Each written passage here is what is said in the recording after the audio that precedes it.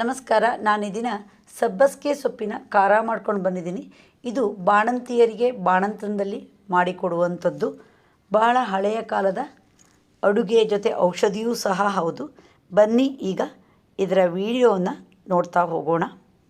ಒಂದು ಕಟ್ಟು ಸಬ್ಬಸಿಗೆ ಸೊಪ್ಪನ್ನು ಕ್ಲೀನ್ ಮಾಡಿ ತೊಳೆದಿಟ್ಕೊಂಡಿದ್ದೀನಿ. 1 ಸ್ಪೂನು ಕಾಳುಮೆಣಸು, 10 ಬೆಳ್ಳುಳ್ಳಿ ಹೆಸಳು, ಹಾಗೆ 1 ಸ್ಪೂನು ಜೀರಿಗೆ ಇಟ್ಕೊಂಡಿದ್ದೀನಿ.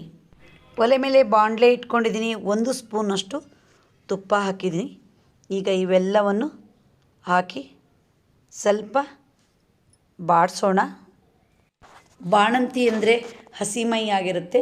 ಅವಳು ಸ್ವಲ್ಪ ಒಣಗಬೇಕು ಅಂಥೇಳಿ ಕಾಳುಮೆಣಸು ಮತ್ತು ಬೆಳ್ಳುಳ್ಳಿ ಜೊತೆ ದಿನಕ್ಕೊಂದು ಸೊಪ್ಪಿನ ಖಾರವನ್ನು ಮಾಡಿಕೊಡ್ತಾರೆ 1 ತಿಂಗಳ ಒಳಗೆ. ಈಗ ನೋಡಿ ಫ್ರೈ ಆಗ್ತಾ ಬಂತು. ಸಬ್ಬಸಿಗೆ ಸೊಪ್ಪನ್ನು ನಾನು ಹೆಚ್ಚಿಟ್ಕೊಂಡಿದ್ದೀನಿ. ಈಗ ಸ್ವಲ್ಪ ಬಾಡಿಸೋಣ. ಬಾಣಂತಿಯರು ಆದಷ್ಟು ಸಬ್ಬಸಿಗೆ ಸೊಪ್ಪನ್ನು ಉಪಯೋಗಿಸ್ಬೇಕು. ಆರೋಗ್ಯಕ್ಕೆ ತುಂಬ ಒಳ್ಳೆಯದು. ಗ್ಯಾಸ್ ಆಫ್ ಮಾಡೋಣ. ರುಚಿಗಾಗಷ್ಟು ಉಪ್ಪನ್ನು ಹಾಕೋಣ. ಹಾಗೆ ಇಲ್ಲಿ ವಾಟೆ ಹುಳಿ ಪುಡಿನೇ ಉಪಯೋಗಿಸೋದು ಬಾಣಂತಿಗೆ. ಇದು ಮಲೆನಾಡಲ್ಲಿ ಬೆಳೀತಾರೆ, ಹಾಗೆ ಮಾರ್ಕೆಟಲ್ಲಿ ಸಹಿತ ಸಿಗುತ್ತೆ. ಮಿಕ್ಸಿ ಜಾರಿಗೆ ಹುರಿದಿರುವ ಸೊಪ್ಪನ್ನು ಹಾಕಿದ್ದೀನಿ. 1/4 ಲೋಟದಷ್ಟು ನೀರು ಹಾಕಿ ನಯಸ್ಸಾಗಿ ರುಬ್ಬೋಣ.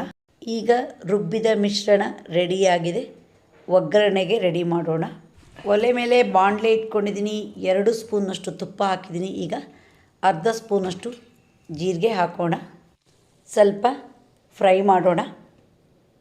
ಈಗ 1/4 ಚಮಚ ಆಗಷ್ಟು ಅರಿಶಿನ ಹಾಕೋಣ. ಅರಿಶಿನ ಆರೋಗ್ಯಕ್ಕೆ ತುಂಬ ಒಳ್ಳೆಯದು. 1/4 ಸ್ಪೂನು ಸಾಸಿವೆ ಕಾಳು ಹಾಕೋಣ. ಈಗ ಎಲ್ಲ ಫ್ರೈ ಆಗಿದೆ. ಈಗ ರುಬ್ಬಿರುವ ಮಿಶ್ರಣವನ್ನು ಹಾಕೋಣ. ಇದು ತುಪ್ಪದಲ್ಲಿ ಫ್ರೈ ಆಗಿ ಸ್ವಲ್ಪ ಮುದ್ದೆ ಥರ ಆಗಬೇಕು. ಬಾಣಂತಿಯರಿಗೆ ಅವಲಕ್ಕಿ, ಹಸಿಮೆಣಸು, ಹಸಿಕಾಯಿ ಹಾಗೆ ಕೆಲವೊಂದು ತರಕಾರಿಗಳನ್ನು ಕೊಡೋಲ್ಲ. ಜಾಸ್ತಿ ಸೊಪ್ಪನ್ನೇ ಉಪಯೋಗಿಸಿ ಈ ಥರ ಖಾರ ಮತ್ತು ಸಾರು ಮಾಡಿ ಹಾಕ್ತಾರೆ ಮೊದಲ 1-2 ತಿಂಗಳು.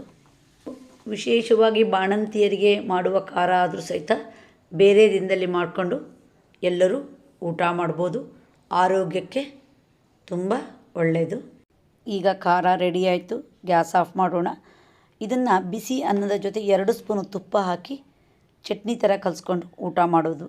ನೀವು ಯಾರಾದರೂ ಬಾಣಂತಿಯರಿಗಿದ್ದರೆ ಇದರ ಮಹತ್ವ ತಿಳಿಸಿ. ನಿಮಗೆ ಈ ವಿಡಿಯೋ ಇಷ್ಟ ಆದರೆ ಲೈಕ್ ಮಾಡಿ, ಶೇರ್ ಮಾಡಿ, ಸಬ್ಸ್ಕ್ರೈಬ್ ಮಾಡಿ.